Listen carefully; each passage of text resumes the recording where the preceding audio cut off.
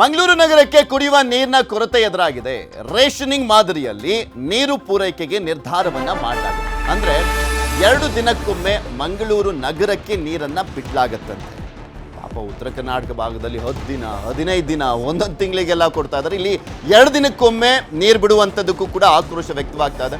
ತುಂಬೆ ಡ್ಯಾಮ್ನಲ್ಲಿ ನೀರಿನ ಕೊರತೆ ಅಂತ ಹೇಳ್ತಾ ಇರುವಂಥದ್ದು ಪಾಲಿಕೆ. ಸೊ ಹೀಗಾಗಿ ಬೇಸಿಗೆ ಕಾಲ ಇರುವಂಥ ಕಾರಣಕ್ಕೋಸ್ಕರ ಮ್ಯಾನೇಜ್ ಮಾಡ್ತಾ ಇದೀವಿ ಅಂತ ಹೇಳ್ತಾರೆ. ಪಾಲಿಕೆಯ 60 ವಾರ್ಡ್ಗಳನ್ನು ವಿಂಗಡಿಸಿ ನೀರು ಪೂರೈಕೆ ಮಾಡಲಾಗ್ತದೆ. 30 ವಾರ್ಡ್ಗಳಂತೆ ವಿಂಗಡಿಸಿ 2 ದಿನಕ್ಕೊಮ್ಮೆ ನೀರು, ಅಂದರೆ 30 ವಾರ್ಡ್ ಒಂದು ಕಡೆ, ಮತ್ತೊಂದು ಕಡೆ ಇನ್ನೊಂದು 30 ವಾರ್ಡ್ಗಳು. ಒಂದು 30 ವಾರ್ಡ್ ಟೀಮ್ಗೆ ಒಂದಿನ, ಮತ್ತೊಂದು 30 ವಾರ್ಡ್ ಟೀಮ್ಗೆ ಮತ್ತೊಂದು ದಿನ. ಪಾಲಿಕೆ ಈ ನಿರ್ಧಾರಕ್ಕೆ ಸ್ಥಳೀಯ ಶಾಸಕರು ಕಿಡಿಯಂತೆ. ತುಂಬೆ ಡ್ಯಾಮ್ನ ಪೈಪ್ಲೈನ್ ಡ್ಯಾಮೇಜ್ ಆಗಿವೆ, ಇದರಿಂದ ವ್ಯಾಪಕ ಪ್ರಮಾಣದ ನೀರು ಪೋಲಾಗ್ತಾ ಇದೆ ಅಂತ ಹೇಳ್ತಾ ಇದ್ದಾರೆ. ಇದನ್ನ ಕೂಡಲೇ ಸರಿಪಡಿಸಿ ಅಂತ ಶಾಸಕರು ಆಗ್ರಹಿಸ್ತಾ ಇದ್ದಾರೆ. AMR ಡ್ಯಾಮ್ನಿಂದ ನೀರು ಪಡೆಯಬಹುದು, ಪರ್ಯಾಯ ಮಾರ್ಗಗಳನ್ನು ಪಾಲಿಕೆ ಬಳಸ್ತಾ ಇಲ್ಲ ಅಂತ ಕಿಡಿಕಾರ್ತಾ ಇದ್ದಾರೆ.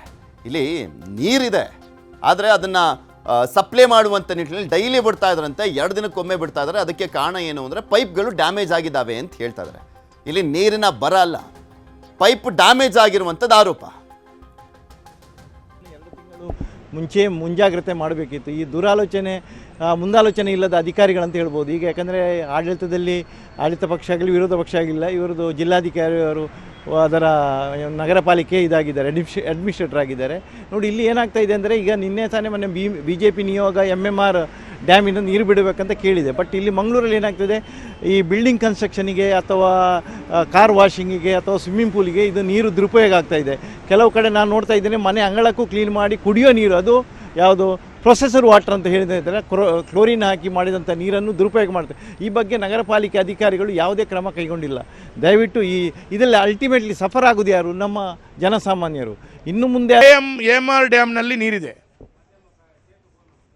ನೀವು ರೇಷನಿಂಗ್ ಮಾಡೋ ಬದಲು AMR ಡ್ಯಾಮ್ನಿಂದ ಇವತ್ತು ನೀರನ್ನು ಬಿಟ್ಟರೆ, ಈಗ 4 ಮೀಟರ್ ಇದ್ದಂಥ ನೀರು ತಕ್ಷಣ 6 ಮೀಟರಿಗೆ ಏರ್ತದೆ. 6 ಮೀಟರ್ ನೀರು ಏರಿದರೆ ಡ್ಯಾಮಿನಲ್ಲಿ ಸರಿಸುಮಾರು 55 ದಿವಸಕ್ಕೆ ಬೇಕಾಗುವಷ್ಟು ನೀರು ಸಾಕಾಗ್ತದೆ ಅಂಥೇಳಿ ಮಹಾನಗರ ಪಾಲಿಕೆ ಲೆಕ್ಕಾಚಾರ. ಹಾಗಿರುವಾಗ ನೀವು ರೇಷನಿಂಗ್ ಯಾಕೆ ಮಾಡಬೇಕು? ನೀವು ದಿನನಿತ್ಯ ನೀರನ್ನು ಕೊಡಬಹುದು. ಇವತ್ತು ಮೇ ತಿಂಗಳಲ್ಲಿ ಇನ್ನು 55 ದಿವಸ ಅಂದರೆ ಹತ್ರ 2 ತಿಂಗಳ ಹತ್ರ ಕಾಲ ಅಂತ ಹೇಳಿದರೆ ಆವಾಗ ಮಳೆ ಬರುತ್ತೆ. ಹಾಗಿರುವಾಗ ರೇಷನಿಂಗ್ ಮಾಡುವಂಥ ಅವಶ್ಯಕತೆ ಏನು? ನೀವು ರೇಷನಿಂಗ್ ಮಾಡುವ ಬದಲು AMR ಡ್ಯಾಮಿನಿಂದ ನೀರನ್ನು ಕೊಟ್ಟರೆ,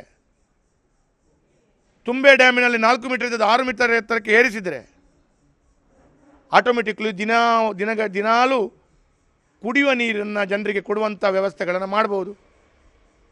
ಆಡಳಿತ ಮಾಡಲಿಕ್ಕೆ ಗೊತ್ತಿಲ್ಲ ಅಂತ ಹೇಳಿದ್ರೆ ನಮ್ಮಂಥವ್ರ ಹತ್ರ ಕಳೆದುಕೊಂಡು ತಿಳ್ಕೊಳ್ಳಿ.